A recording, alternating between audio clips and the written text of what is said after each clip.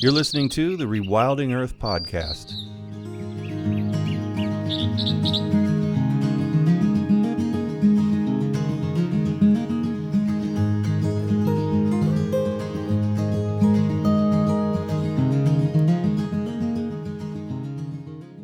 The Rewilding Earth podcast is supported by businesses such as Patagonia and Catula, the Whedon Foundation, and listeners like you.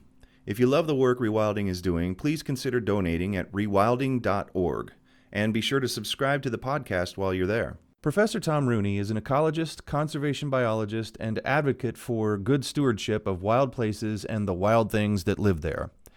His scientific reputation is built on the management problems and challenges posed by white-tailed deer. His research examines the role of deer in forest ecosystems and has been featured in the New York Times, Science Times, Discover Magazine, Washington Monthly, Nautilus Magazine, and other publications.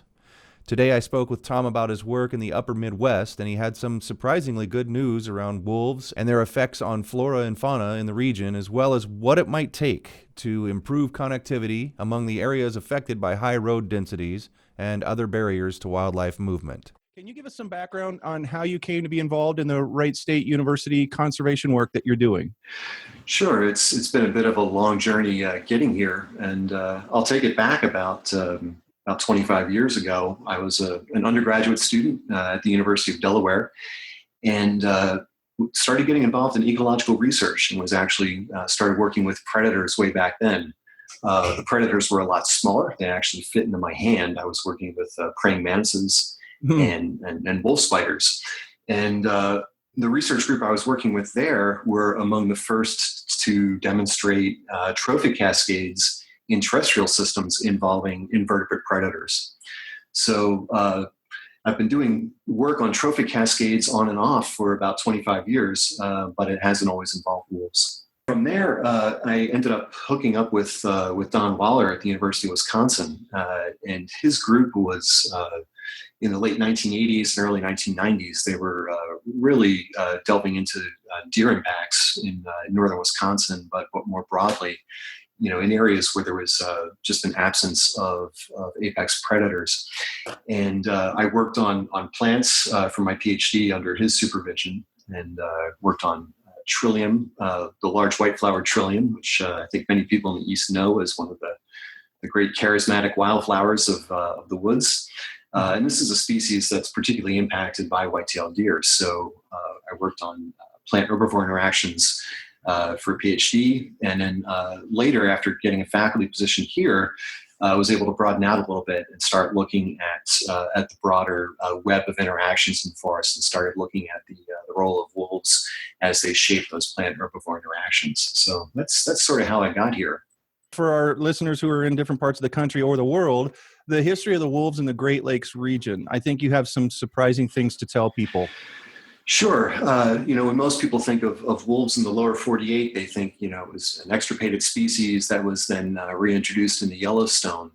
And perhaps there was this remnant population up in the Great Lakes on Isle Royale. And that's not entirely correct.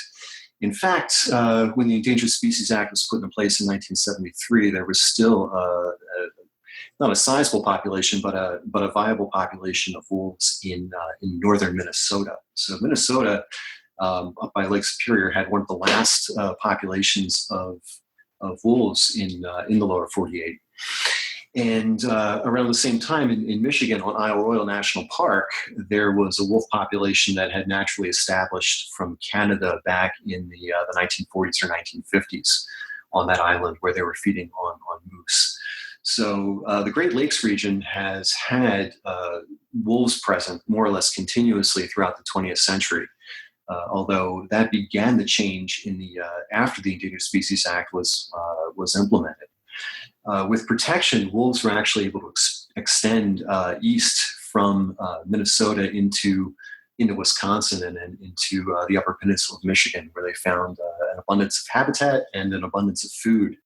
Where I do my work in Wisconsin, they appeared in the 1970s, as best we can tell, probably about the mid-1970s, and it was really two brothers that were out trying to track wolves in northwestern Wisconsin on snowshoes and skis, trying to do about 30, 35 miles a day through the most remote habitats they could find. And they had evidence of tracks by the mid 70s, and we had confirmed that the wolves had reestablished. And what happened was some work was done in the 1980s saying, well, there's where we know the wolves are, they're roadless areas, there's very few people, there's lots of deer, and there's not a lot of places like that in the States. So we're thinking maybe 100, 150 wolves will be able to ultimately establish in Wisconsin. Fortunately, their model was wrong, and wolves initially did settle in those areas, but then began spilling out into areas with higher road densities, higher human population densities. And today, in the Great Lakes region, there's between 4,000 and 5,000 wolves, including about 900 in Wisconsin. Could we call this a rewilding success story, at least in part? We can, because the wolves have essentially undergone exponential growth for more or less 2 decades in this region. So at least in the northern third of Wisconsin and the upper peninsula of Michigan and the northern tier of Minnesota, it's actually quite common to see wolf sign, whether it's tracks in winter or scats in the spring and summer. When I take my students out in the field, usually it takes us all about 15 or 20 minutes to find a wolf sign once we start looking for it. Wow. So the wolves are there. They're common. They're not always easy to see, but they're actually a Forest Service friend of mine in Wisconsin once told me, yeah, our area is now pretty thick with wolves, which is not a phrase you hear very often. I don't think I've ever heard that before, which probably makes my next question totally obvious. Why? Why do you think, because it just occurred to me as you're talking about all of this, I'm not used to hearing success stories related to wolves, for one. And secondly, I do hear about the massive struggles that they're having in Oregon and Washington with wildlife services, and it's just basically an all-out war on wolves. They just killed aerial gun down a wolf pup that didn't even have the teeth to be a threat yet in the Northwest recently. And why are you guys having such a completely opposite, or is it contentious in your area? Or do you have any sense of how to compare the two, what sound like wildly disparate situations for wolves? Boy, it's there's not a short and easy answer to your question, but I'll start off with why they've been so successful, and that is when wolves recolonized the Great Lakes forests. You had a handful of wolves, and in Wisconsin, for example, 250,000 deer. So there was basically no shortage of wild food that they could sink their teeth into, and with the very high deer densities, more or less throughout the state, they were finding suitable habitat almost everywhere. So the wolves were able to expand across the landscape quite rapidly, and because there was such an abundance and even distribution of wild food, the conflicts involving people were actually quite low. A second piece of the puzzle is that in the Great Lakes region where the wolves are, these are largely forested areas where farms and raising a livestock is actually uncommon. And so as a result, you end up with fewer conflicts between farmers and ranchers and with wolves. Minnesota has actually been quite successful on sort of the border region where you do transition over from forests to farms for a number of decades, where when you'd get a problem wolf, that wolf would be very quickly be dispatched. And it's typically juvenile male wolves that are inexperienced that cause the bulk of problems on farms. And if you can basically eliminate those wolves or move them to some other area where they're not in contact with people, that solves the problem quite quickly. So the conflicts were just not as intense as we're seeing out further in the West. And then sort of a final piece, it's not to say everything is all well and good with wolves. They're still fairly controversial in the Great Lakes region, particularly in areas where people live. There are a lot of conflicts involving people and their dogs, particularly hunting dogs. And with wolves now on the landscape, a practice where people would hunt bears with dogs has become extremely risky because wolves will not tolerate dogs in their habitat, and as a result, will often kill dogs, kill hunting dogs as they're trying to flush bear. So that's also spilled over a little bit and is affecting domestic people's pets as well. You can't let your dog out in the yard anymore unless it's fenced in.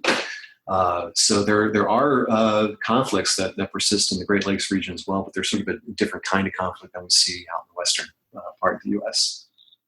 Yeah, I think out west they would love to have your problems, right? That's right. I can tell you last year in Wisconsin, there were maybe 30 farms that were affected by wolves, and about 30 or 40 instances of reported dogs being killed by wolves. So just to put some numbers on it, it's not a huge problem. Speaking of numbers, what are the effects of wolves in the northern Midwest having on deer and moose numbers and behavior? I bet you guys have all kinds of cool studies going on around that. You would think there'd be all kinds of cool studies. There have actually been relatively few so far to date, but I'll give you a flavor of a couple of things that we're finding. First, sort of the big picture, if you look at some of the work that Bill Ripple and Bob Besch are doing out in Yellowstone and some of the western national parks, you're seeing very spectacular changes in response to wolves coming back in the landscape. We see sort of a much more muted response or a more subtle response in the Great Lakes region. And there's all kinds of reasons for that. But, it makes our job as scientists a little bit harder. We need to look a little harder and get a little bit more creative in terms of how we approach the problem.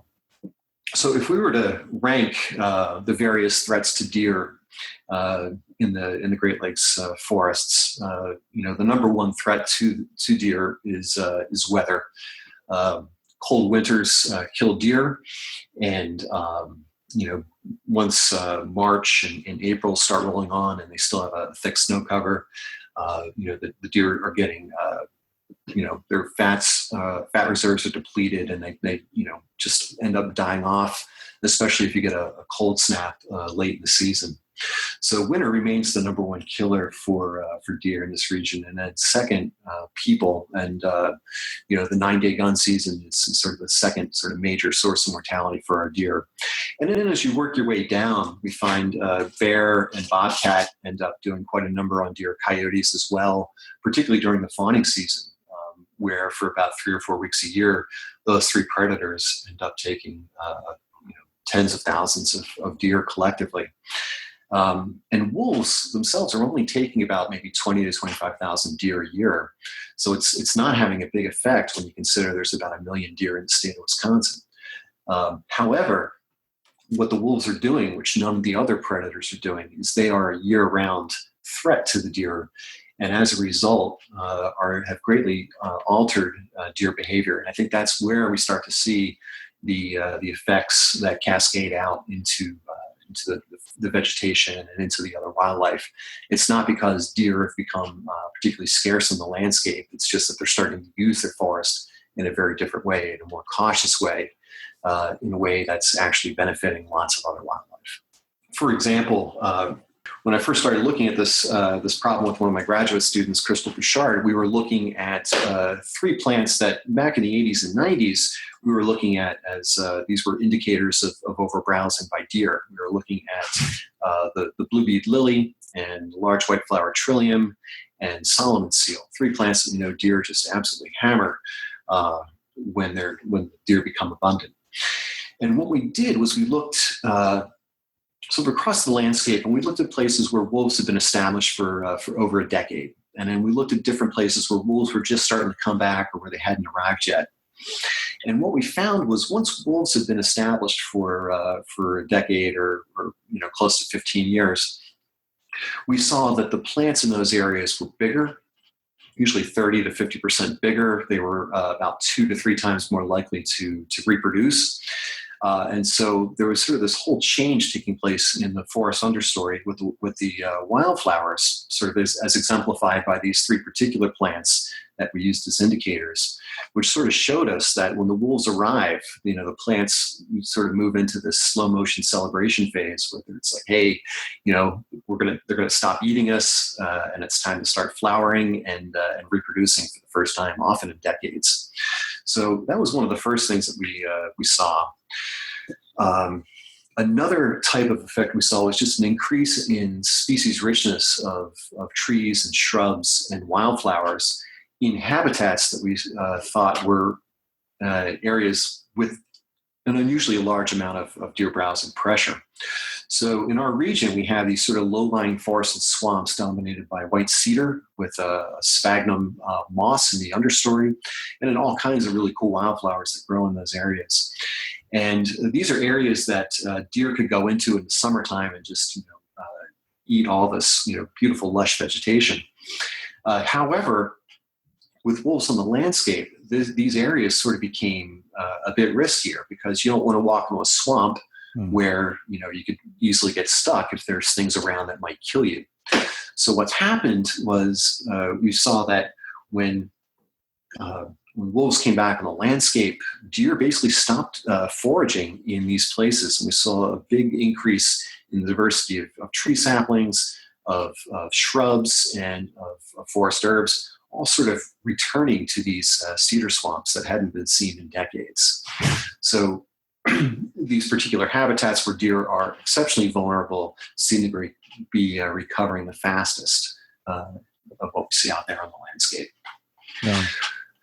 That meme that continues to go around to this day of wolves and how they change the shape of the river. I can't even remember who put that out at this point or what river the study. I think it was Yellowstone, possibly. It was possibly Yellowstone, and that was based on some of the work that Bill Ripple and Bob Beshta had done.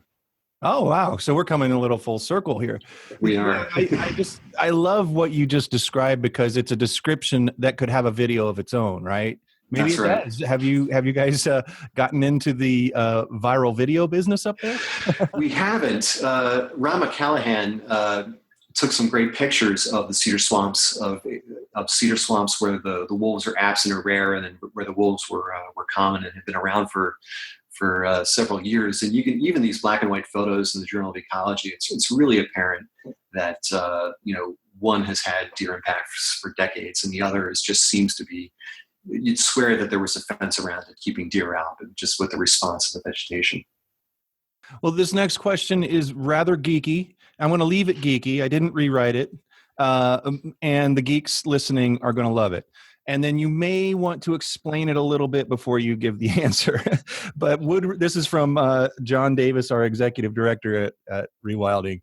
Would recovery of pumas in the Great Lakes region have additional trophic cascade benefits? Or is one top carnivore sufficient to play that keystone role? That was loaded with definitions begging for your help. Boy, that's a great question. I've been thinking about that for quite a bit, and I'll tell you right now that my friends in Wisconsin DNR are sort of pulling out their hair and screaming, "No pumas! We've got our hands full with wolves. Please, no pumas." But to the question, we see. I think that there's places in the Great Lakes forests where wolves would do better. There's better habitat for wolves in the landscape, and then there's other areas that are a little rockier with a little bit more of an elevation relief where pumas would do reasonably well. And wolves might be there, but not using those areas as sort of predator traps the same way that pumas might use them. So, the wolves and pumas both have very different hunting styles, and I think that they could end up being complementary. And I would love to do the experiments to see how that assemblage of predators would end up shaping not just wolves or deer, but end up shaping the whole community of mammals and then also plants and birds and what have you. Because I think we'd start to see some very different things with pumas. And just to give you an example, we think of wolves as they're predators of deer and of moose and ungulates. But one of the things we don't think about, and this is sort of an unstudied area that really needs some work, is that usually in the spring and summer, as beavers are starting to build their lodges and you have pups starting to leave packs for the first time, you've got these solitary wolves that are going out and they can't bring down a deer by themselves. And so a lot of them are actually eating beavers. And because beavers are such important ecosystem engineers, turning cold water streams into warm water ponds that then, eventually will convert over into open meadows. If you end up reducing the beaver numbers in the landscape, that's going to end up changing the way the landscape expresses itself, not just in the short term, but really over centuries. And so, there's all kinds of questions of, what happens when you introduce additional predators, because like the pumas are not just going to eat deer. Pumas will eat porcupines. Pumas will also go after, other mesocarnivores. So there's all kinds of cascades that can come into play that would be really interesting to look at. That we just, these are questions that we haven't even had a chance to explore or answer, given the decimation on our landscapes. The DNR guys and managers of all kinds, Forest Service, BLM, Natural Resources, all those guys really do start to think that they are in charge of the distribution and effects of species, don't they? Because, they sort themselves out. Or weren't there a lot of studies on when the wolves were reintroduced in Yellowstone, the elevation change and where cats were hanging out was marked, and that there were other things that were observed? Don't these things sort themselves out in nature? They do end up sorting themselves out. The thing about the wildlife managers is, they're the ones who hear from people who have complaints or have issues. True, yeah. But of course, the wildlife is doing what it's going to do, and we saw in Yellowstone. Different behaviors of the elk in response to wolves being on the landscape in terms of where they were foraging, even how they were spending their winters as a way of trying to avoid predation risk. So, coyotes could run around and do whatever they wanted. The mountain lions could run around and do whatever they wanted, and you put wolves back in. It's almost like you put a hat and a badge on the wolves, and they just police the whole place back into some semblance of order. It's crazy because where I work right now in Wisconsin, we actually have a fair number of coyotes and wolves coexisting, which really shouldn't happen. But because our coyote numbers are still relatively high, the red fox numbers are down, which I think is leading to an increase in the number of small rodents like mice, which has led to increases in things like the deer ticks and that are carrying Lyme disease and other human pathogens like anaplasmosis and borreliosis as well. So there's the chains of interactions just seem to keep going as far as we can see. In that area that you're working, is it because that in that particular area there aren't enough wolves? Or, I've always been led to believe, as an amateur following all of these things as well as I can, that wolves seem almost like an instant panacea to overpopulation of coyotes. That's what we're usually told in the broader media, anyway. It is true in the broader media sense. It's largely true in the West, and it should be true, except I'm not seeing it where I work, and I don't have a good explanation for it at this time. This is one of the things I have a student just getting started on with. We're expanding our camera trap network to get better handles on all of our canids, our wolf and coyote and red fox, and we're also looking for gray fox as well. But That'd be really interesting to find out what's going on there. We don't usually hear that. We have 2 wolf packs on 6,000 acres of forest. Although we have one pack that spills into the southern part of our property, another pack on the northern part of the property. And we'll pick up coyotes one day on a camera trap and a wolf the very next day on that same trap. So, they're using the same habitats, and it's surprising. But there you have it. I wouldn't want to. Whatever the coyotes are doing right, according to them, I still would not want to be a coyote in that area, because change is gonna come, I would imagine. I think you're right, and when you get acclimated into a particular place and study it over several decades, you begin to see the ebbs and flows of population numbers. And, we're just perhaps at one of those points where we're waiting for the coyote population to drop, and it just hasn't quite happened yet.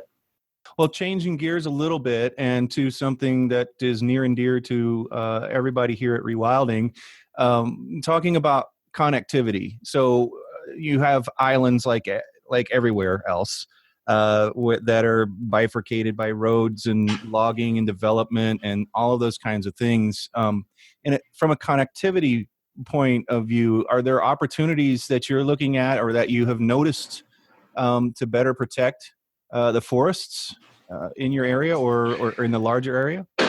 Yeah, in the larger area, there's actually a fairly extensive network of public lands that runs from north central Minnesota, including the Superior National Forest and the Boundary Waters, down through Wisconsin with state and national forests, including the Nicolet and Chequamegon National Forests, the Northern Highlands and State Forest. Over into the Upper Peninsula with its national forests and state forests, including the Ottawa and the Huron National Forests. So there is sort of that natural connectivity provided by a public lands network. So along with the public lands, we have all the problems that we've seen with public lands management over decades. We've got the legacy of decades of bad management of road densities that are just ridiculously high, and then also sort of scattered throughout parts of the region are a lot of vacation homes as well. This is an area with lots of glacial origin lakes from the last ice age, and cottages all along the shores of those lakes. So there's connectivity, but there's a fair amount of fragmentation as well. And, in terms of trying to think about the future, there's all sorts of possibilities in terms of what might happen. You can imagine a scenario where you get a depopulation of rural areas as people move into the cities following natural disasters for which there's just no money to rebuild. Wisconsin, I know, has seen some major flooding this year. Highways and bridges over streams completely eliminated. At some point, some of these areas might be abandoned, and which would provide opportunities for connectivity. And of course, the flip side of that is you might end up seeing sort of the opposite of more people trying to move out into these rural areas. So ultimately, the potential for connectivity is there. And it's really going to be over the next several decades in terms of how things play out with our increasingly topsy-turvy climate and everything that goes along with it in terms of how people are going to respond to those changes in the landscape. And then as a result, how's the landscape going to respond to the presence or absence of people? You've no doubt seen an awful lot of plans over the years with work from the Wildlands Project, and I was the executive director at Sky Island Alliance in the mid to late 90s and worked on that, one of the original big connectivity plans that came out of Wildlands. Keeping those kinds of maps in your mind, what in terms of feasibility a Great Lakes Wildway would look like? Where might it run if you were drawing the map today? Well, I did a map back in 2001 that was published in the Natural Areas Journal. I did that with Glenn Barry and Steve Venture and Don Waller, and we were just playing around with some ArcGIS back at that time, and looking at things like road densities and availability of public forests, and looking at existing forest cover. And we found that the Upper Peninsula of Michigan is extremely wild, as is the Arrowhead of Minnesota. And for those not familiar with the Upper Midwest, the Arrowhead refers to the region basically north of Duluth. Duluth is at the far western part of Lake Superior. And there's a part of Minnesota that sort of shoots off to the northeast and comes to sort of a point up on the north shore of Lake Superior. These are all really wild areas, low human population densities, high amount of public land space, high forest cover, and because it stretches almost all the way around the south shore of Lake Superior and into all the way over to Lake Huron, there's just an incredible opportunity there. The greatest degree of fragmentation, the greatest challenges are actually going to be sort of in north central Wisconsin, where there's a fair bit of development compared to the other two places. But at the same time, there's still some nice remote areas of habitat there, including some jack pine barrens that burn quite frequently, and as a result, have very low human population densities. So there's potential there with especially in Michigan and Minnesota. And it's just a question of getting good connectivity through Wisconsin. The wolves would tell us that there's good connectivity, but wolves appear more adaptable and less wilderness dependent than we would have thought 2 or 3 decades ago. So those might not be the good indicator that we're looking for. Something like a pine marten might give us a better indication of habitat connectivity in the landscape. That's a really good insight into the problems that are faced when people do sit down and go, where would we connect the dots? Where would we put these islands together with cores and buffers? And what could we use as, a keystone or umbrella, whatever you want to call it, species? And a lot of people might think you'd use wolves but people like you on the ground really know what probably would be the best thing. And that assumption would be wrong in this case. You would want to look for something like a pine marten and base it on that. And that's the importance of being able to work with people on the ground who really know what's going on there. And you can't just look at the whole globe and go, let's just base this completely on wolves and bears and pumas. And there might be some other things that we might want to at least consider to throw in the mix, because you really have to do that, don't you? It's nice to help people understand the issue and why we want this connectivity here and there by basing it on a charismatic species. But as a biologist, you know that there's an awful lot of really fine points in developing these things, or there would be if you were to be developing these things, so that real connectivity that was meaningful in a really big way in terms of biodiversity of an area, not just one species or another having that connectivity. I think that's exactly right. And 20 years ago, I would have, unequivocally said, yeah, wolves are going to be the best indicator of where we should place a wildways network in this region. But the wolves and their sheer adaptability revealed that no, they're not going to be the best indicator. And maybe we should be looking for something else. And our pine martens in this region have not done especially well, despite there being protections in place to reduce harvest and trapping and whatnot.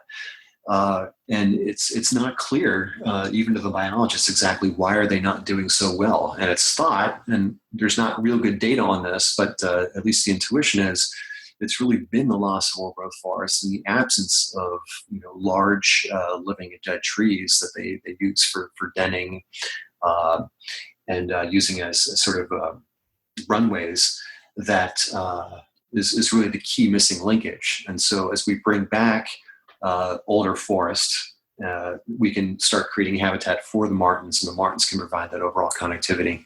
But that's not something I would have thought about 20 years ago. But it takes time out in the woods, and it takes time working with other biologists and making observations and trying to sort things out to sort of figure out what those key indicators are going to be. Final question for today, and I think we're going to need to have you back, especially when you start getting numbers on the studies that you're working on that had just started, because I'm keenly interested, I'm sure our listeners are too, to find out what you have and your students have found. But in general, we like to wrap these up trying to get a gauge for what our guests would love to see. And as a professor, you have a unique view here. What would be your advice for young people interested in biology? Any particular areas that need study in your mind, in your area? Maybe it's specific geographically, or types of jobs that can really make a difference, or subjects that are valuable to a career in the natural sciences? Sure. A lot of my master's students are not going on for PhDs. They're going to get their master's and then go out and work in the consulting world or work in wildlife biology. And so I've given this sort of a fair bit of thought. And there's a couple. If you sort of think of your what you can contribute as a jigsaw puzzle, the key pieces that are really going to help put together a solid career where you can make a real difference include things like first and foremost, just cultivating a curiosity of the natural world, getting out and making observations, leaving the books at home and just going out and observing and trying to figure out on your own, what are you seeing and what's going on, and sort of develop those outdoor skills and those observation skills as best you can. If you're in school pursuing a degree, geographic information systems and learning how to use computers to do mapping and not just mapping but also modeling is critically important for going forward. It's a marketable skill, but it's also a really creative skill that sort of helps you visualize not just what's there but also what's possible. So I encourage all of my students to learn GIS. I encourage my students also just to pick a group of organisms. It doesn't matter if you're in the birds or beetles or frogs. Pick a group and just learn about it. Go out. If you're in birds, you should be out with Audubon every spring when the migrants are coming through, and learn your birds and learn from other people who've been watching birds for longer than you have, because they might not have biology degrees, but they have incredible insights that they've built up over the years that have made them good birders, and they have insights that we don't necessarily have in sciences. So learn from don't necessarily just learn from scientists, learn from everybody out there who's connected to the natural world in some way. So if you can combine a passion for organisms, a passion for curiosity, and some mapping skills, if you use that as a base, that'll take you a long way, especially if you're interested in the sciences and working on research projects. If you bring those skills to the table, you're going to make important contributions. Tom, I feel like we've started something today that's demanding that we check in with you periodically, because you're in motion, you're really doing stuff on the ground, and it develops on a daily, weekly, monthly, yearly basis. And I think you've given me more questions for another episode than I was planning. So thank you, first of all, for taking the time for being on Rewilding Earth podcast and for being one of our very first to kick this off. I really, really appreciate it. Well, it's been my pleasure. It's been great talking to you, and to all the rewilding folks out there. Please carry on. Thanks for listening to the Rewilding Earth podcast. Be sure to visit rewilding.org to subscribe so you don't miss past and future episodes.